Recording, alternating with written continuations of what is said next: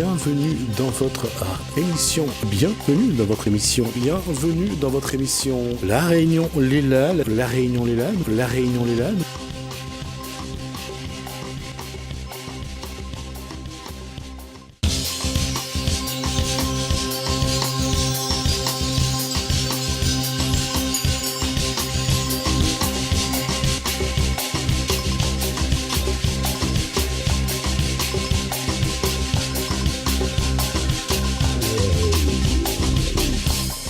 Bonsoir à tous, bienvenue dans votre émission La Réunion Léla. On aura le plaisir dans cette première partie de découvrir une jeune fille qui interviewe sa mère. On voit ça dans le cosplay de Chamalotte.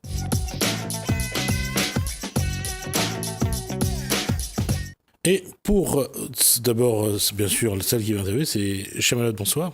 Bonsoir. Alors, on va redire juste c'est quoi le cosplay avant de... En fait, le cosplay, c'est par rapport à un film ou un dessin animé ou un manga. On reproduit le costume du personnage qu'on a choisi et après, on fait des prestations devant un jury, on fait des événements, voilà. Je dis ça parce que ça m'évitera surtout tout à l'heure quand on se demande pourquoi j'ai ces personnages sur le plateau. Alors, Charlotte, qui tu reçois ce soir ? Alors, ce soir, je vais recevoir l'artiste peintre Symphonie Mélangée. Et c'est elle qui a fait le logo de... D'accord, de on va juste montrer ce que vous venez de voir tout à l'heure. Donc, je vais vous le montrer là. Et je vais vous le montrer sur un plan large. Non, pas sur un plan large. Voilà. Donc là, vous allez le voir. Donc, vous voyez, donc c'était juste ce dessin-là. Bonsoir, Symphonie Mélangée. Donc, on va dire tout de suite qu'on va enlever le suspense. C'est la maman de Chamalotte. C'est votre fille, je suppose ? Oui, j'ai voulu quel âge ? représenter. Non, là, en fait, c'est son âge, c'est parce que j'ai voulu la faire en manga. Ah, d'accord. Parce que le sujet, c'est aussi les mangas. Et c'est mon chat aussi qui a Et ça. c'est son chat. Voilà. Qui c'est qui a transmis à l'autre le virus du cosplay ? Je crois que c'est les deux. Parce que quand j'habitais à Royan, j'avais une boutique. Et dans la boutique, en fait, c'était plus des habits un petit peu... je sais pas comment expliquer ça, un peu manga. Je recevais beaucoup de jeunes filles qui voulaient avoir des habits spéciaux pour aller au collège, au lycée. Voilà. Ça s'est passé comme ça. Puis comme Charlotte a m'aidé le mercredi, le samedi et le dimanche, et ben, elle a commencé à s'habiller, et à se changer tout le temps, à se regarder dans le miroir. Et voilà, quoi, à se transformer en manga. Cette vie que vous avez toutes les deux, c'est vraiment j'allais dire, non seulement une passion, mais c'est aussi cette façon d'être la maman de Chamalotte, et Chamalotte d'être la fille de quelqu'un qui vit les mêmes passions qu'elle. C'est vraiment, je veux dire, ces liens-là resserrent un petit peu ces liens que vous avez déjà. Ça renforce. Bah, disons que moi, ça me fait rire, quoi. C'est dans une vie où tout est triste, ça amène de la gaieté, c'est joyeux, elle me fait découvrir aussi des émissions sur le Japon. Là, ce matin, j'étais encore en train de regarder des choses qui se passent au Japon, qui sont retransmises en manga, qui sont pas forcément joyeuses, mais les dessins font que ça montre des choses qui sont la réalité en dessin que tout le monde que le monde entier peut voir. Enfin, c'est quand même un univers assez spécial. Les gens connaissent pas assez le manga, connaissent pas assez aussi la transformation en cosplay même du Japon, puisque c'est une transformation totale. Aussi bien sur le visage que sur... Les jeunes filles sont plus les mêmes. D'accord. Je vais laisser le temps que voudra prendre d'ailleurs Chamalotte, d'interviewer sa maman, et j'espère que vous allez prendre plaisir à la regarder. Alors, quand as-tu commencé à peindre ? Eh ben, quand mon cheval est mort, j'étais très triste, très très triste. Et c'est grâce à toi, puisque tu as essayé de me faire lever de mon lit pendant 15 jours, et j'ai commencé à peindre des animaux avec des grands yeux tristes. Alors, pourquoi et dans quelles intentions ? pour me souvenir de mon cheval, pour être vivante, parce que j'étais très triste. Ensuite, quel est ton style d'art? Là, tu présentes le manga. Ensuite, je sais qu'il y a beaucoup. Ah, bah alors en fait, c'est plus la tendance Marilyn, plus les époques des années 50, 60, parce que je trouve que les acteurs étaient très... Ils avaient quelque chose, peut-être pas de plus, mais le cinéma commençait tout juste à se faire connaître, donc c'était sincère, tout était authentique, plus authentique que maintenant. Enfin, après ça c'est mon point de vue à moi, hein. C'est pas forcément vrai pour tout le monde. Voilà, il n'y avait pas d'effets spéciaux, il fallait vraiment qu'ils jouent eux, sans effets spéciaux. C'était du théâtre sur grand écran.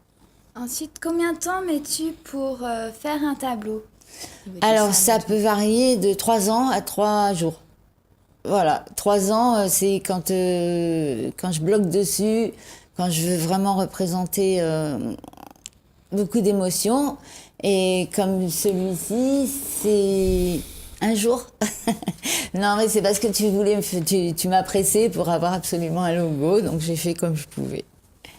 Évidemment, ceux qui durent 3 ans, c'est pas tout à fait les mêmes. Ensuite, quelle technique utilises-tu et quels matériaux utilises-tu pour les tableaux? Donc, je vais d'abord à la plage. Je prends du sable fin, parce que c'est plus facile. Et comme à La Réunion, il y a énormément de couleurs de sable, on s'imagine pas, mais même après une pluie, c'est plus le même. Donc, je prends du sable, je le lave, je le fais sécher, je le passe dans une passoire. Ensuite, je le mets dans des bocaux. Et sauf celui-ci qui est en peinture, encore une fois. Et ensuite, donc chaque sable de couleurs différentes, je le mélange à de la colle à bois. Donc tout le monde peut l'utiliser, même les enfants, parce que c'est une technique simple et c'est surtout pas agressif pour les mains, ni pour les yeux, ni pour la peau, ni. Et ensuite, je fais mon dessin avec le sable. Et il faut attendre que ça sèche, voilà, et ça fait comme de la pierre, et c'est incassable. Justement, quand as-tu commencé à travailler avec le sable? Ah, c'est une copine de Paris qui a fait des tableaux en sable, et je trouvais ça merveilleux de pouvoir toucher. Surtout que même les malvoyants, en fait, peuvent toucher, peuvent voir le tableau en touchant. Il suffit de bien... de faire les arrondis pour qu'ils puissent remarquer si c'est un visage, si les malvoyants ne peuvent pas voir en fait. Tout ce qui est artistique, ils sont obligés donc de toucher. Pourquoi style rétro, manga? Pourquoi ce style-là? Encore une fois, parce qu'il y a beaucoup d'authenticité, que ce soit dans le rétro, comme je viens de le dire, et dans le manga, parce qu'il y a beaucoup de tristesse, mais ils veulent pas vraiment la montrer. La tristesse, elle est enfouie et ils la montrent sous une forme de dessin ou de dessin animé. Et ça donne quelque chose de plus vivant. Après, faut connaître le manga. Les mangas, les gens ils disent oh c'est un manga, mais non, au fond d'un manga il y a quelque chose. Il y a quelque chose de réel qui s'est passé dans la vie de quelqu'un. Quelles sont tes influences artistiques ou dans la vie de tous les jours? Les gens, je fais attention aux gens, je regarde beaucoup les gens, les scènes de la vie, tout ce qui était Andy Warhol, Kandinsky, non pas trop. Là, comme ça, à brut, je ne saurais pas te dire. Non, je ne saurais pas te dire vraiment. À part Andy Warhol, qui a fait des choses avec des techniques pour son époque révolutionnaires.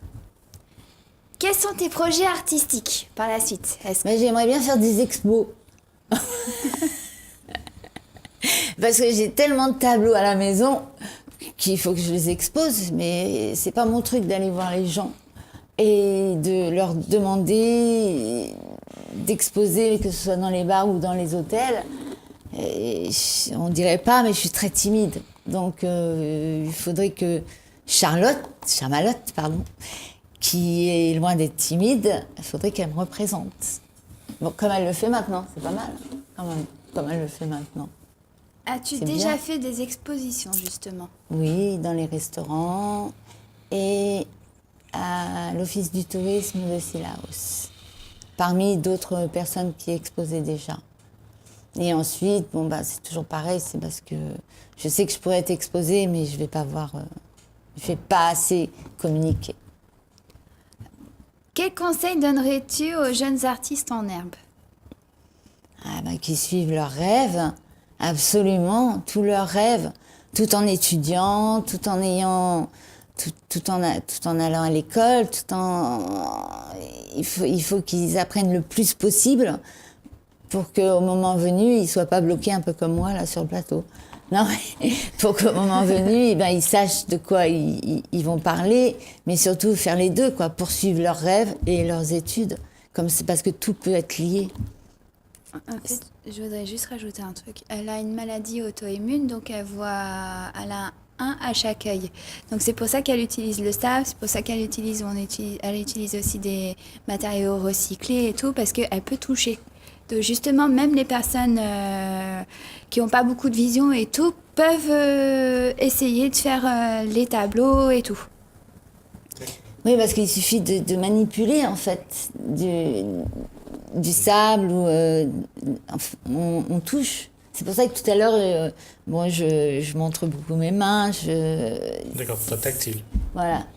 On va regarder quelques dessins que vous avez, que Charlotte a souhaité que le public voit.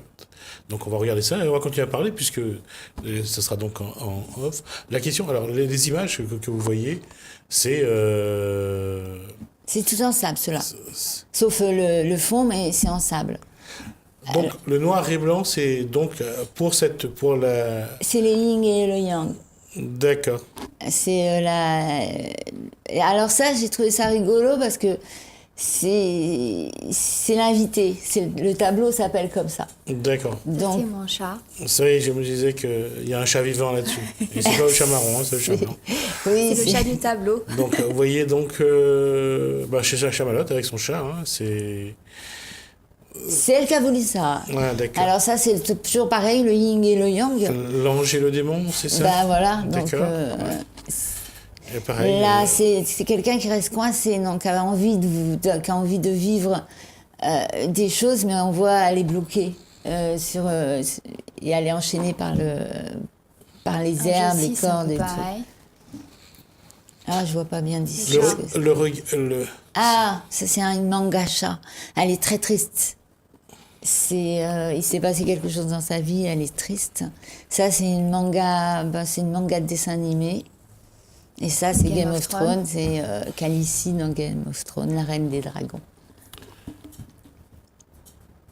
Elle est toute mignonne la petite. Ah, j'ai voulu faire ça parce que oui, je l'ai trouvée très jolie avec un regard très expressif. Ça aussi c'est une manga, j'ai voulu faire plusieurs nationalités. Donc et ça c'est Marilyn. Oui, ça peut être que Norma. Jean, Becker. Voilà, c'est ça. Et là, je vois pas. Ah oui, ça aussi. En fait, c'est les. Oui, il y en a beaucoup plus. Mais c'est tous les gens qui habitent à La Réunion. Il y a une chose, le visage, il y a deux choses. On voit les visages et puis on voit toujours cette dualité entre d'un côté, qui est, bon, on va dire le yin et le yang, des deux oppositions à chaque fois. La recherche un petit peu du bien-être entre le mal, enfin entre ce qu'on dit mal et ce qu'on dit bien. C'est quelque chose qui touche parce qu'apparemment, tout ce que vient de dire Chamalotte, c'est cette maladie que vous avez, c'est quoi? C'est la maladie d'Hashimoto. C'est-à-dire? C'est une maladie en fait qui s'attaque à tous les organes. Bon, la vision, on ne sait pas encore, mais bon, mon neveu a la vision touchée aussi. Tous les organes vitaux. Donc, si on ne prend pas ce fameux médicament, là, le Levothyrox, qui a fait tant de scandales. Ouais. Voilà, sur les écrans, on a vu ça. Moi, je suis pas... j'ai pris un autre médicament que le Levothyrox quand il est sorti, le médicament allemand. Mais bon, je trouve qu'ils en font beaucoup parce qu'ils nous sauvent la vie. Hein. Franchement, si on n'avait pas ce médicament, ma sœur me dit, puisque c'est le fils de ma sœur qui est touché, il serait dans le coma, moi aussi. Voilà. D'accord. Donc ce médicament sauve énormément de gens. Donc c'est une dégénérescence des organes.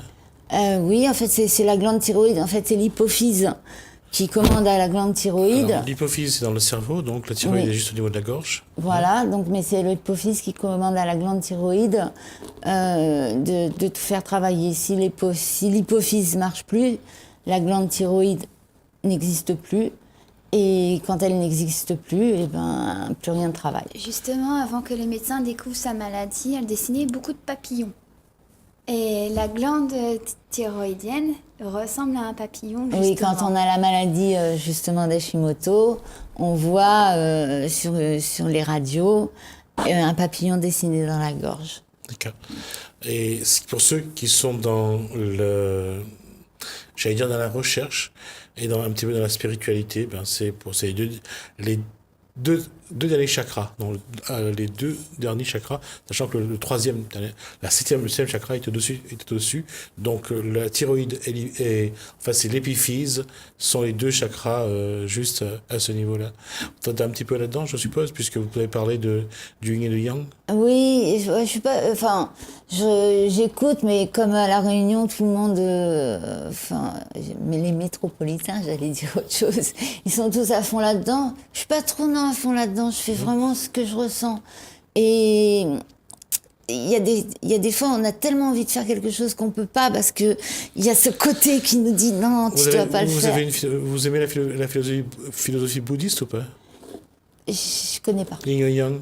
Oui, ça, oui, parce que tout le monde en parle. On sait que c'est un côté mal, un côté bien, et un côté le petit diable qui nous dit de faire ça, et le petit ange qui nous dit. On retrouve là encore qui nous dit. Le yin et le yang aussi dans ce tableau-là.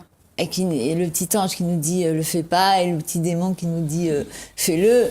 Donc, en fait, il faut écouter les deux. Comme ça, au moins, on fait un petit peu. Parce qu'il faut être. J'ai pas dit qu'il faut être un monstre, mais si on est toujours sage, c'est pas bien non plus. Faut être sage et un petit peu pas sage. Voilà. Alors, le yin et le yang, je sais pas, ça représente ça, très certainement. Donc, il y a la bonté. Puis d'ailleurs, on voit un point noir sur le yin et le yang dans le blanc, ce qui veut dire que c'est un peu mélangé. Enfin, à mon idée, puisque je connais pas. C'est comme ça que je le ressens. Comment vous vivez, je me demandais la passion, mais est-ce qu'il y a une forme de spiritualité dans ce que vous vivez, les mangas, puisqu'il y a une passion pour ce qui est asiatique, japonais, là, puisqu'on parle de manga.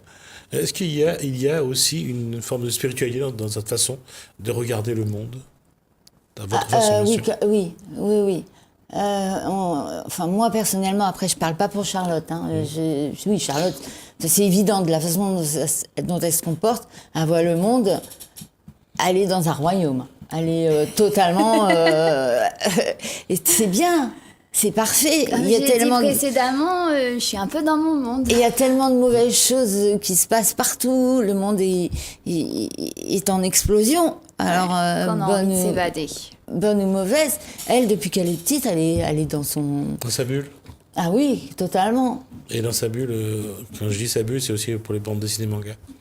Ouais. Ça, et puis princesse, et tout ce qui est Disney, à m'en saouler même, parce que des fois, je dis, voilà. Non, elle n'hésite pas à prendre le bus. Non, mais elle va prendre le bus déguisé. Et je dis, Charlotte, tu vas y aller comme ça quand même, vraiment. Elle me dit, ouais, le chauffeur du bus, il me connaît. Elle y va en Cendrillon, elle y va en... C'est quoi la dernière? Princesse Aurore. Ah, en Alice au Pays des Merveilles. Voilà. Et la dernière fois, elle s'est baladée avec moi en mariée. Alors tout le monde l'a regardée mariée, mais c'était pas... C'était en ange. Ah, en C'était ange, pour, voilà, avec des grandes voilà, ailes. C'était pour Halloween, donc... D'accord.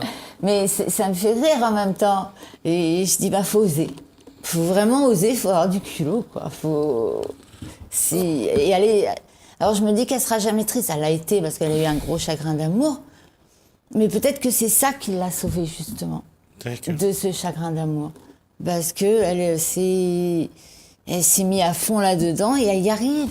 Malgré tout, elle y arrive quand même. Hein. C'est tout un petit peu par petit peu. Elle s'en sort. Psychologiquement. Donc déjà, si on s'en sort psychologiquement, on se sort de tout.